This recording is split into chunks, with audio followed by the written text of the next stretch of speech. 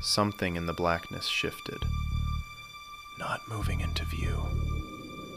Breathing. Don't turn around too fast. What's in my apartment? You let it in when you answered.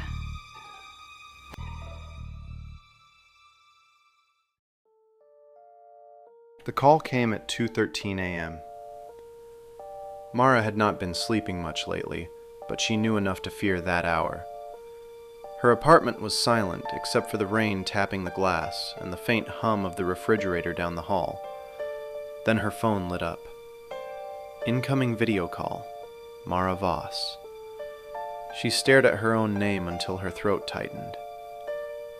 There are tired mistakes, and then there are impossible ones.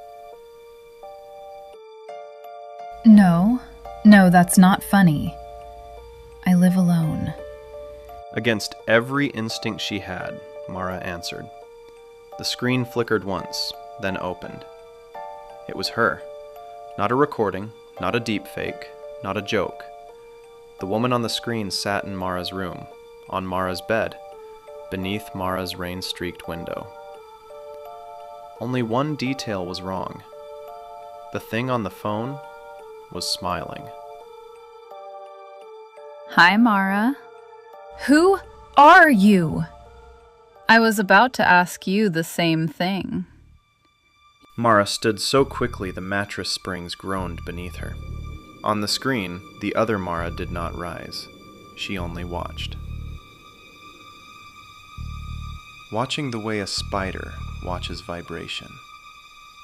Then the double lifted one finger and pointed somewhere beyond the camera, behind Mara.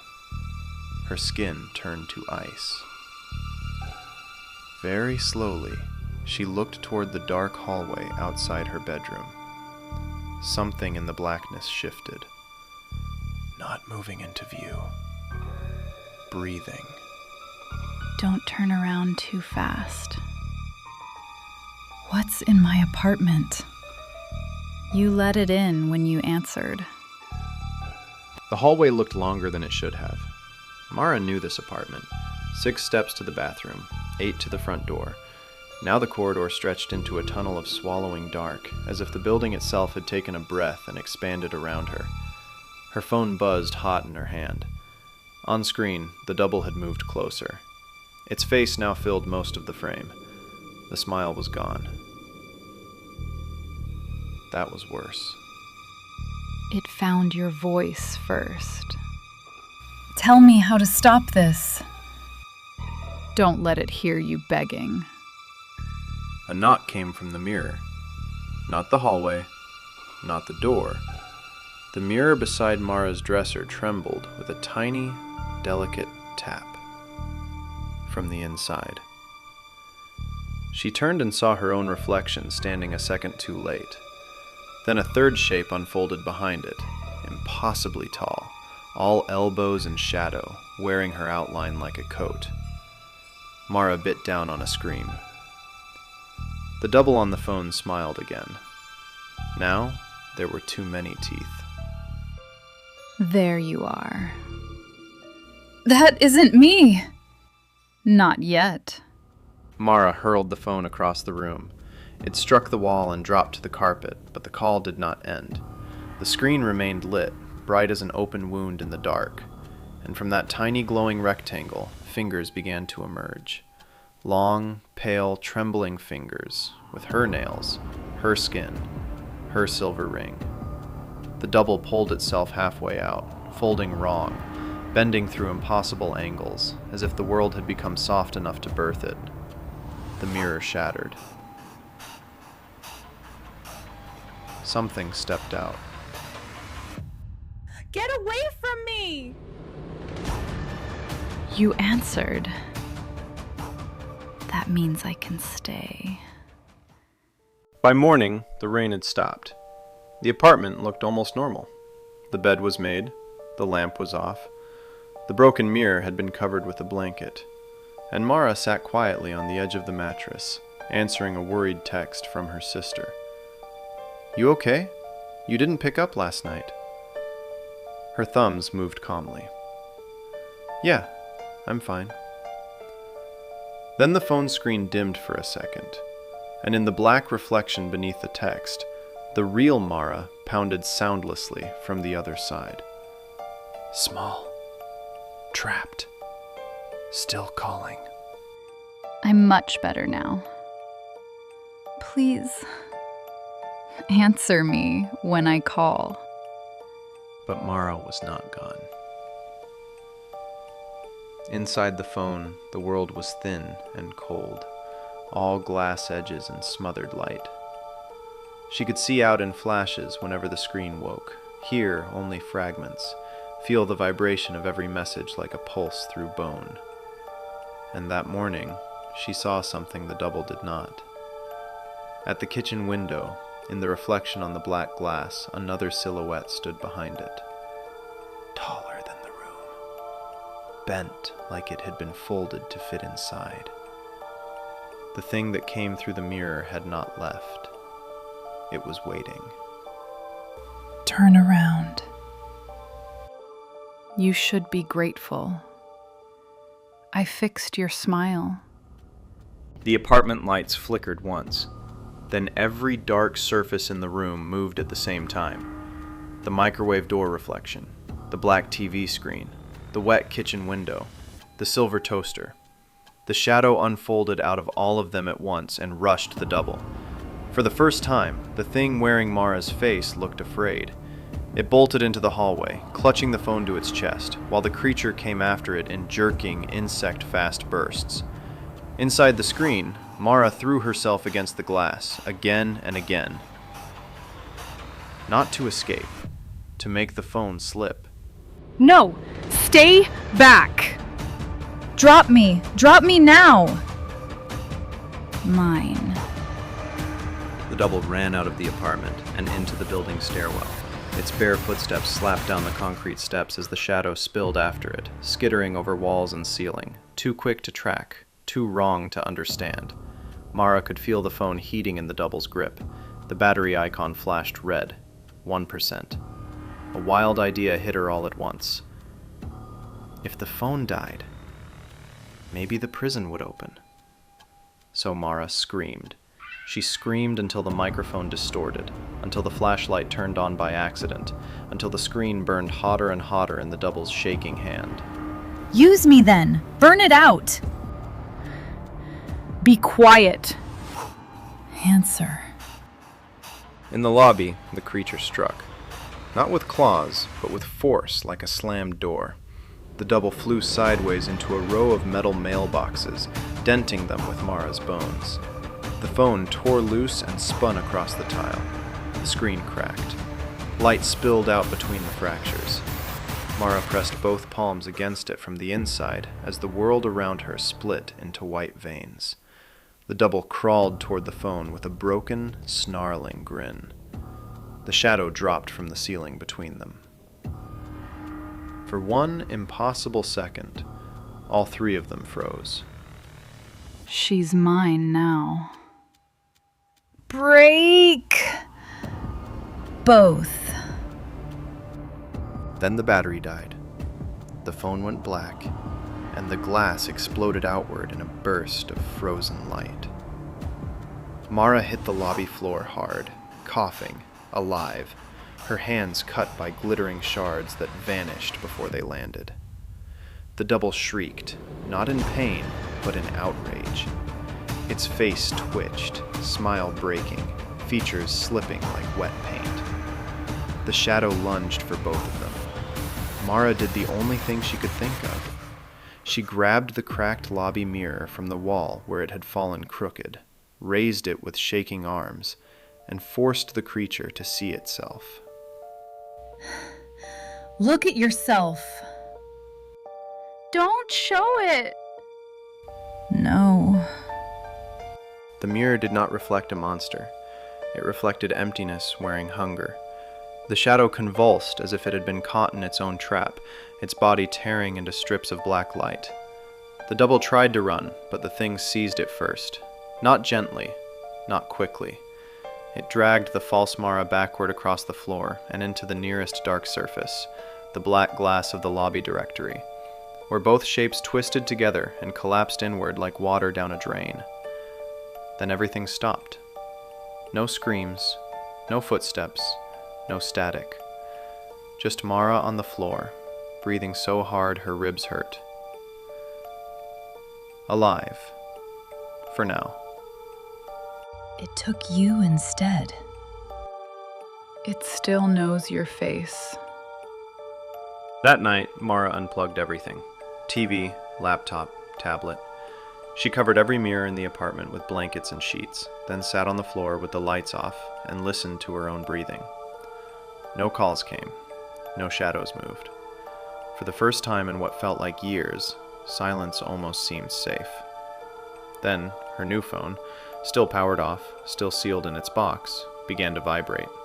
Once, twice, again. Mara stared at it without touching it. On the blank black screen, before any power, before any signal, a face slowly pressed outward from beneath the glass. Her face. Smiling. Patient this time. No. You missed my call. The vibration stopped. Not gradually, not with the polite silence of dead electronics. It stopped the way a person stops knocking when they realize someone is already standing on the other side of the door. Mara did not move for a long time. The candle flames made soft, trembling halos on the walls, and every one of those shadows looked too aware of her. She kept her eyes on the unopened box in the middle of the floor. The cardboard looked harmless, clean, ordinary, the kind of thing that should hold receipts, not dread. But she knew better now. Ordinary objects were just doors waiting for the right thing to notice them. Her throat burned from the lobby dust and from screaming earlier, though that whole morning already felt impossible, like a fever dream she had only half survived. She could still feel the impact of the tile against her ribs, still feel the cold burst of light when the dead phone shattered and spat her back into the world, still hear the last hateful whisper of the double. It still knows your face. That was the part she could not escape. Not that it had found her, that it had learned her. Slowly, carefully, Mara pushed herself up from the bed and backed farther into the corner of the room. She did not trust the floorboards.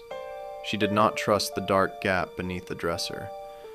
She did not trust the folds of the hanging sheets over the mirrors, where a body-sized shape might hide without actually being there. She trusted only three things: candlelight, distance, and the fact that fear had finally stripped her down to a kind of clarity. The box began to vibrate again. Once, twice, then continuously, with a dry insect hum that made the wood beneath it rattle. Mara flinched but did not scream this time. Her fear had changed shape. It was no longer all panic and helplessness.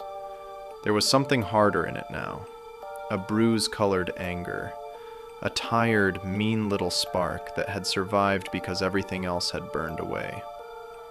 She swallowed and spoke to the room without raising her voice. "You're not getting invited in again." The vibration stopped. For a second, the silence felt almost responsive, like something listening. Then a voice came from inside the unopened box. Not loud, not distorted, not ghostly, just close.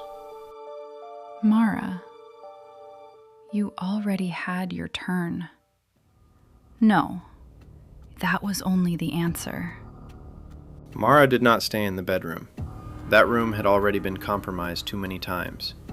The mirror, the call, the window, the bed itself, where her other self had once sat smiling from the wrong side of a screen. No, if she was going to survive another night, she needed motion. She needed purpose. She needed to stop being the thing cornered and become the thing that prepared. So she carried every candle she owned into the kitchen and built herself a smaller world. The kitchen had fewer reflective surfaces, and the ones it had were manageable. She covered the microwave with a towel. turned the toaster toward the wall, draped a dishcloth over the coffee machine's glossy panel. She unplugged everything with a cord. Then she opened every drawer and started gathering anything sharp, heavy, or symbolic enough to make her feel less helpless.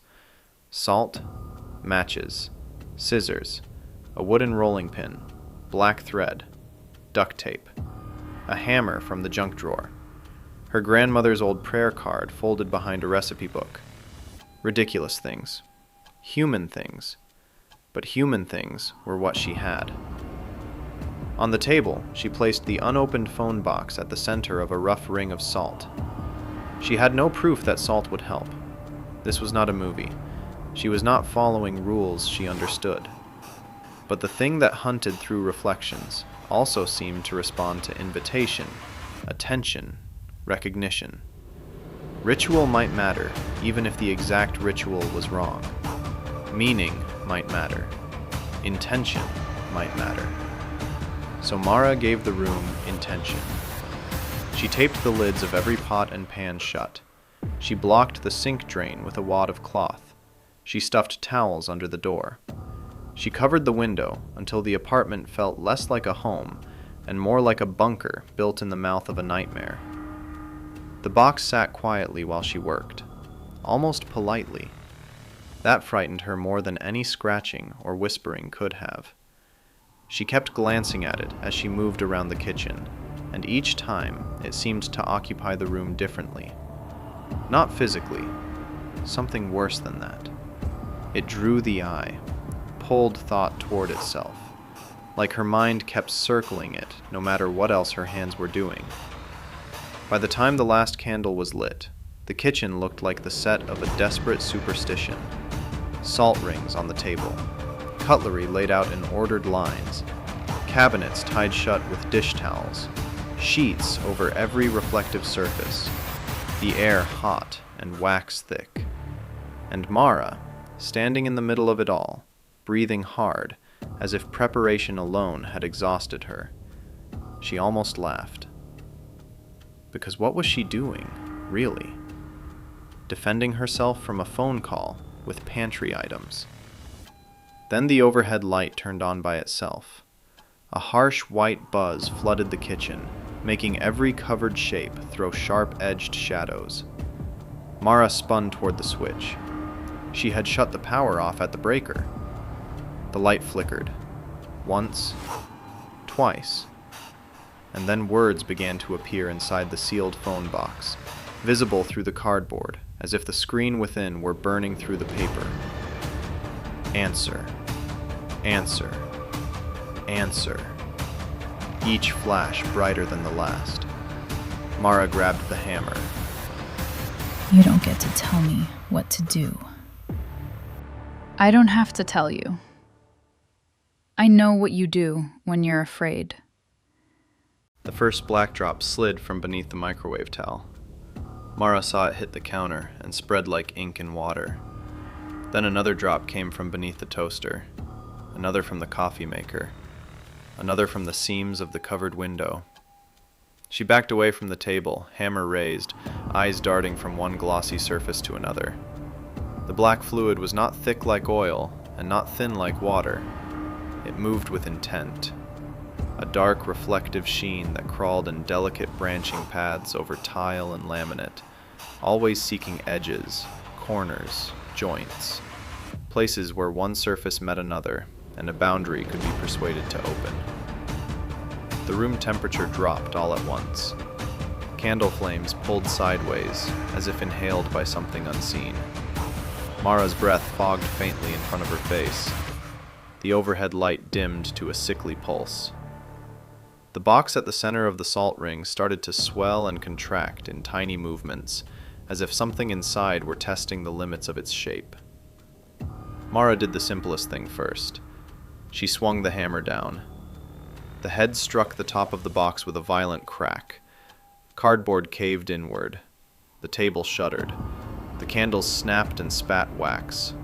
And from inside the crushed box came a sharp cry. Her cry. Mara staggered back so quickly she nearly slipped in the spreading black sheen. For one awful moment, she saw herself clearly.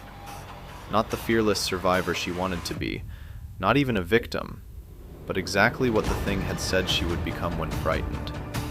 Reactive, guilty, manipulable. Because it knew the one sound that would stop her from destroying it. A muffled voice came again from inside the ruined box. "Please." Mara's grip loosened. No. No, that was wrong. Her own voice was inside her own mouth, ragged with breath, not trapped in cardboard. She forced herself to stare hard at the crushed top, to look beyond sound, to look beyond instinct. The thing inside was learning, even now, using pity the way it had used curiosity before. The black liquid reached the salt circle and hissed. For 1 second, the line held. White crystals spat and darkened, crackling as the sheen recoiled. Mara felt a thin flare of hope. Then a voice whispered from behind her left ear. Not from the box, not from a device, from the room itself. "You really thought I needed the phone?" Mara turned fast and brought the hammer around in a wide arc. It hit nothing, but the force of the swing knocked over 2 candles, and flame raced along a ribbon of spilled black liquid across the counter. Blue fire leapt upward in a sudden crawling line, illuminating the kitchen in a strobing infernal glow. For an instant she saw the thing clearly, in the fire-lit reflection on the inside of a metal pot lid hanging from a hook. Not a body, a collection of almost bodies. Hands joining where faces should be, teeth appearing like punctuation in the dark. Mara's eyes multiplying and folding shut, one after another, across a surface that refused to settle into shape. She lunged and yanked the pot lid from the hook. The reflection twisted with it, stretching. A scream ripped through the kitchen. Not hers, not fully human, and the black fluid on the counters convulsed. Interesting. Pain. Mara slammed the pot lid face down onto the floor inside a fresh ring of spilled salt. The moment the reflective metal touched the crystals, the whole kitchen jolted. Cabinet doors shook, dishes rattled, the blue flames guttered low. She had not trapped the whole thing, but she had trapped part of it. The voice that came next was no longer calm. Clever girl. You copied the wrong person. I copied the one that survives. The apartment retaliated. There was no better word for it. The walls did not crack. They flexed. The sheets draped over mirrors billowed inward as if something behind them had exhaled. Covered screens blinked beneath cloth, each one suddenly throwing rectangles of trapped light. The hallway beyond the kitchen bent in a way architecture should never bend, lengthening and narrowing at once, pulling perspective into a strained, impossible tunnel. Mara grabbed the trapped pot lid with both hands. It was ice cold now, so cold it burned. Beneath the metal, she felt something knocking from the other side in frantic bursts, like fists on a submerged window. Around her, the black fluid withdrew from the kitchen and raced into the hall in branching streams, not retreating, gathering. She understood the danger a second before it happened. The thing wanted her away from the salt. She ran anyway, not because it wanted her to, but because the fire on the counter had reached the curtains over the window, and the kitchen was turning from a shelter into a trap. Heat climbed the walls. The towel over the microwave blackened and curled. Wax hissed across the table. Smoke gathered at the ceiling in a fast-moving gray layer. Mara ducked into the hallway, one arm over her mouth, the pot lid pressed against her chest like a stolen heart. Behind her, firelight strobed against the covered mirrors. Ahead of her, darkness folded and unfolded with every step.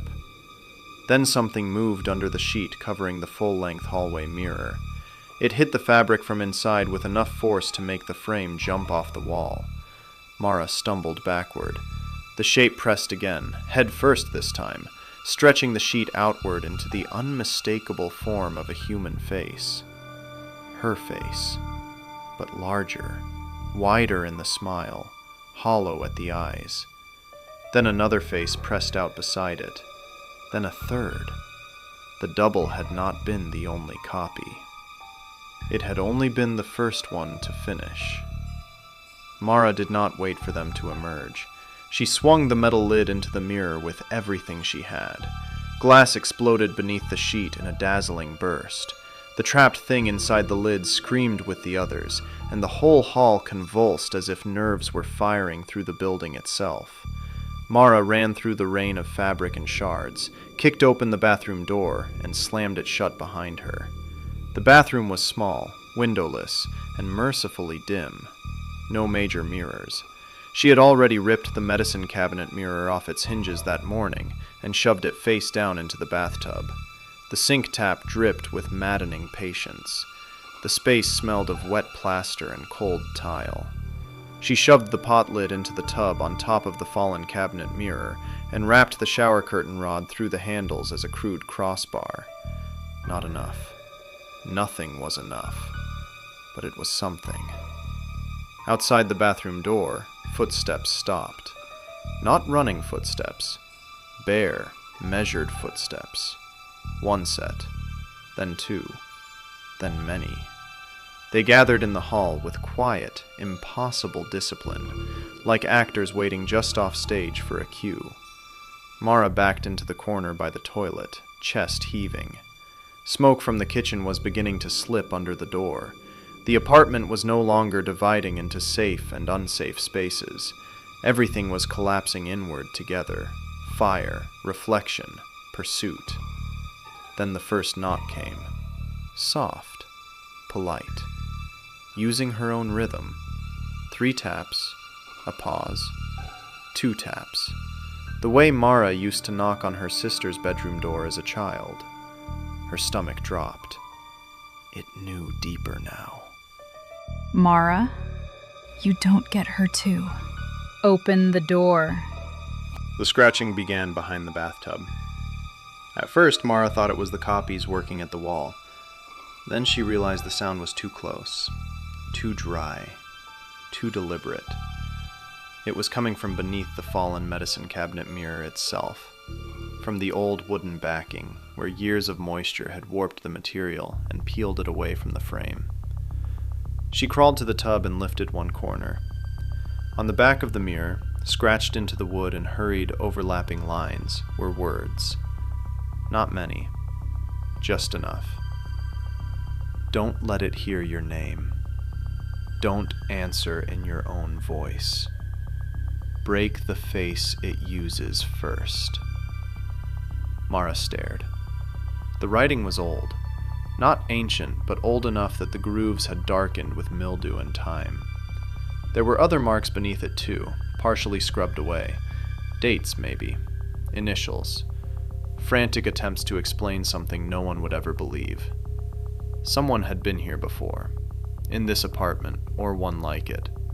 Someone had known. Her eyes moved lower. There, almost hidden by water stains, another line had been carved with such force the wood had split around it. It can only keep one of you at a time. Mara sat back on her heels. The bathroom door shuddered under a sudden blow from outside, then another. The frame creaked. Dust fell from the top seam. One of the voices in the hall started laughing softly. Then several voices joined it until the sound became a whispering chorus. But Mara's mind had already caught on the line.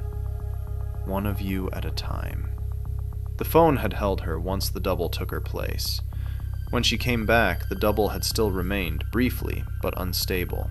Slipping, warping, becoming less a perfect copy and more an unfinished thing. And when the shadow took it, the thing did not stop hunting. It just returned to surfaces, to possibilities, to attempts. It needed a usable face. A stable one. A first face. Break the face it uses first. Mara looked at the metal lid trembling on the tub floor, the distorted reflection sealed inside it like a lung trying to breathe. If a fragment of the thing was trapped there, something essential, some anchored copy of itself, then maybe destroying that fragment would not kill it, but it might blind it, wound it, force it back into raw formlessness. Another crash hit the bathroom door, harder this time. The upper hinge tore halfway loose. Mara grabbed the hammer she had tucked into her waistband, climbed into the bathtub, and held the pot lid steady over the shattered back medicine cabinet mirror. The trapped reflection beneath the metal spoke fast now, no longer bothering with seduction. "Don't do that!" Mara raised the hammer. The voice changed instantly. It became her sister's. "Mara, wait!" The hammer trembled in her hand. Her eyes squeezed shut. Then she opened them again, furious at herself for still being reachable through love. "Wrong answer," she whispered. She brought the hammer down. The metal lid dented inward with a brutal clang. The bathroom lights burst on and off in a violent seizure. The voices outside screamed, not in pain alone, but in collapse, as if dozens of mouths had suddenly forgotten the shape of speech. Mara hit it again. And again. On the third blow, the lid split, and black light sprayed upward like liquid shadow under pressure. The fallen medicine cabinet mirror beneath it cracked through the center, and in that broken reflection, Mara saw 100 versions of herself flicker at once, crying, smiling, drowning, burning, sleeping, staring. Then all of them went dark. The entire apartment fell silent. No footsteps, no laughter, no knocking. Only the smoke alarm, faint and far away. Mara stayed frozen in the tub, hammer lifted, unable to trust the quiet. Her arms shook with exhaustion. Her palms were blistered from the cold metal and the impact. The silver crescent moon necklace lay stuck to her throat with sweat. Then from the hallway came a different sound. The sound of the front door slowly opening by itself. Mara, please, listen. You listened to me scream. Stop, stop, stop! Mara opened the bathroom door slowly. The hallway looked as if a storm had passed through it without touching the building outside. The sheets over the mirrors hung in shredded strips. Broken glass glittered across the floor like ice. Smoke dragged along the ceiling from the kitchen in low gray folds, and the overhead light at the far end of the hall pulsed weakly, exhausted from whatever had moved through the wires. Most important of all, the pressure was gone. She felt it instantly, that crawling sense of being watched from every polished edge, every black screen, every pool of shadow. Gone, or at least greatly weakened. The apartment still felt wrong, but no longer occupied in the same way. More like an injury than an ambush. The front door stood open. Beyond it lay the building corridor, dim and still. No neighbors calling out. No footsteps on the stairs. The world outside her apartment had that strange, emptied quality disasters sometimes have, where everything looks normal, except for the fact that nobody is there. Mara moved carefully through the hall, stepping around glass and charred cloth. Her hammer hung low at her side now, less a weapon than a promise. Her ears rang in the hush. Every breath tasted of smoke and old wiring. At the kitchen doorway she paused. The small fire had mostly eaten itself out, dying in black curls along the curtain hem and on the counter's edge. A pot had fallen to the floor. Wax had hardened in pale rivers across the table. The ruined phone box was split open at the center of the salt circle. Inside it there was no phone, just a nest of black, hair-thin wires twisted around a dark screen shard no bigger than a thumbnail. The shard reflected nothing at all. Not her face, not the room, not even light. Mara felt a fresh chill. It wasn't dead. It had left something behind because it had been forced to retreat too quickly to gather all of itself. She knelt and used the hammer to push the shard into an empty glass spice jar, Then she screwed the lid on tight and wrapped the entire jar in duct tape until the black surface disappeared beneath layers of silver gray. A temporary answer. A human answer. She took the jar with her to the open front door. The corridor outside felt cleaner somehow, less infected by the apartment's altered geometry. At the far end, near the stairwell, a single emergency light cast a thin red glow across the walls. The building smelled of wet concrete and dust. Somewhere below, a dog barked once, then fell silent. Morning had not fully arrived yet. The light through the stairwell window was that cold, uncertain blue that makes every shape look unfinished. Mara stepped out. The apartment door swung wider behind her with a slow complaint of hinges, and from somewhere inside the smoke-dark unit, a voice called her name. Not from a device, not from a mirror, from her own bedroom. Her real voice, exhausted, frightened, calling for help. Mara stopped dead.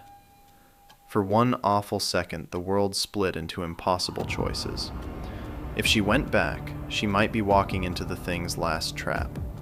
If she left, and somehow some broken version of herself truly remained inside, then she would be abandoning it. The voice came again, weaker this time. Please. Mara closed her eyes. Then she looked at the taped jar in her hand and understood. It still did not know whether she would answer mercy or fear first. Good. Let it keep guessing. She set the jar down just outside the threshold. Then she stepped back into the apartment. I'm done running from my own voice. Mara. Show me what you are. The bedroom was colder than the rest of the apartment. Not the clean cold of winter air, the intimate cold of opened graves, unplugged hospital rooms, things preserved past their proper ending. Dawn seeped through the wet window in a thin gray wash, touching the floorboards, the blankets, the walls, but not warming any of it. The bed looked wrong immediately. One side sagged too deeply, as though something heavy had been lying underneath it rather than on top. The sheet hung halfway to the floor, twitching in tiny, irregular motions. Mara did not call out. She circled the foot of the bed slowly, hammer ready, breath measured. The silence in the room had a shape to it now, crouched and listening. Her silver necklace tapped softly against her chest with every step. Somewhere outside, a gull cried over the waking city, absurdly normal and far away. Then a hand slid out from under the bed. Her hand. Same narrow fingers, same chipped thumbnail, same silver ring. But the skin was wrong. Too smooth in places, glossy in others, as if painted over wet black glass. The hand gripped the floorboards and dragged the rest of the body forward, inch by inch. It was not the double. Not exactly. This one was unfinished. A half Mara crawled out into the dawn light, its face stuttering between features like an image buffering on bad signal. One eye amber, the other a dark reflective hollow. Teeth appearing and disappearing behind uncertain lips. Hair clinging in damp black ropes to its cheeks. The oversized charcoal sweater hung from one shoulder, as though it hadn't decided where the body beneath it ended. But the terror of it came from the expression. It looked confused. Not predator confused. Newborn confused. Pain confused. Like something made to imitate a person had been damaged halfway through becoming one, and did not know whether to beg, attack, or die. Mara felt sick with pity and disgust in equal measure. The thing reached toward her. "Help me," it whispered in her voice.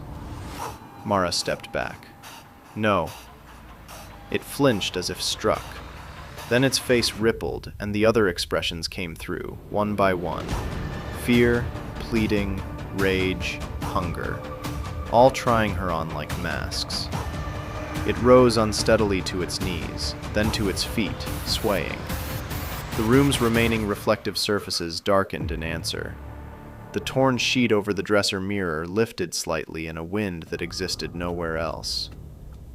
"You broke me," it said. Mara tightened her grip on the hammer until her knuckles whitened. "You were never me." The unfinished copy tilted its head. For one moment it looked almost thoughtful. Then something inside it chose violence. It lunged. Not fast enough to be superhuman, fast enough to be desperate. Mara sidestepped, slammed the hammer into its shoulder, and heard a horrible sound. Not bone, not glass, but something between cracking ice and a screen splitting under pressure. The copy reeled into the dresser, tore the hanging sheet free, and the exposed mirror caught its reflection full on. For a heartbeat, the thing saw itself. That changed everything. It screamed and attacked the mirror instead of Mara, clawing at its own image with furious, panicked blows. Black streaks splashed the dresser. The glass fractured into a web of distortions. With every new crack, the copy seemed to lose coherence, its body breaking into stuttering versions of itself. 3 heads for a blink, 2 torsos, hands where elbows should be, until it collapsed against the dresser and slid to the floor in a shaking heap. Mara stood over it, breathing hard.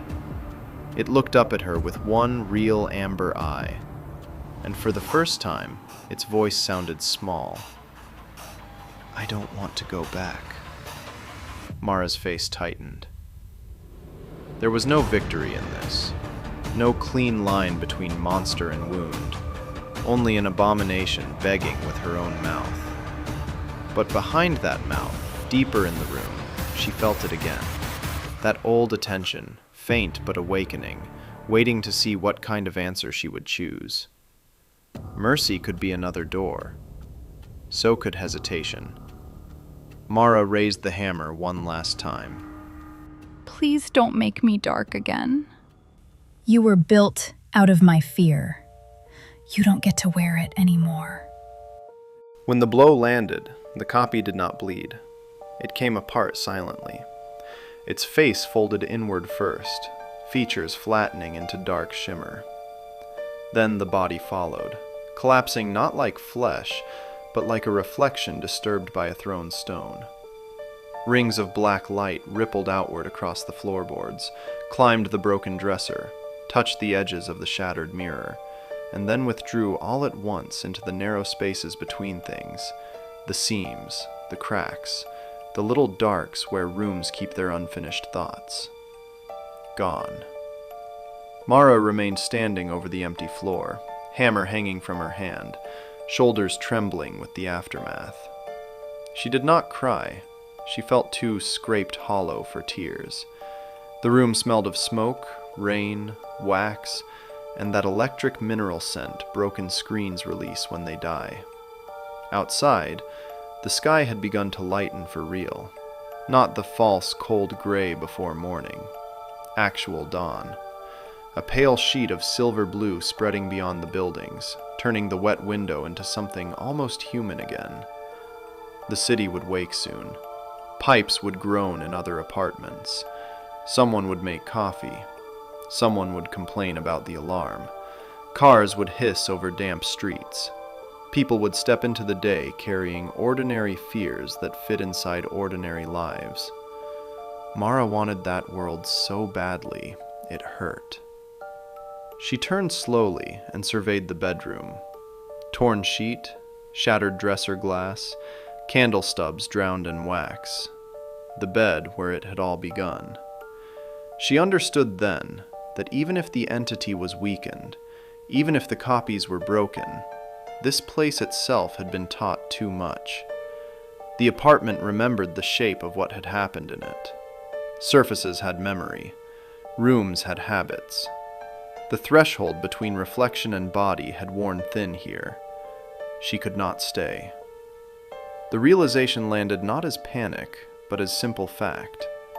Mara left the bedroom, retrieved the taped jar from the hall, and stood in the doorway of her apartment as the building slowly returned to life around her. Somewhere downstairs, a radio clicked on. A pipe knocked in the wall. A child laughed briefly and was hushed. The world was reassembling itself, piece by piece. She looked down at the jar in her hand. Beneath all the tape, something moved once. Very small, very patient.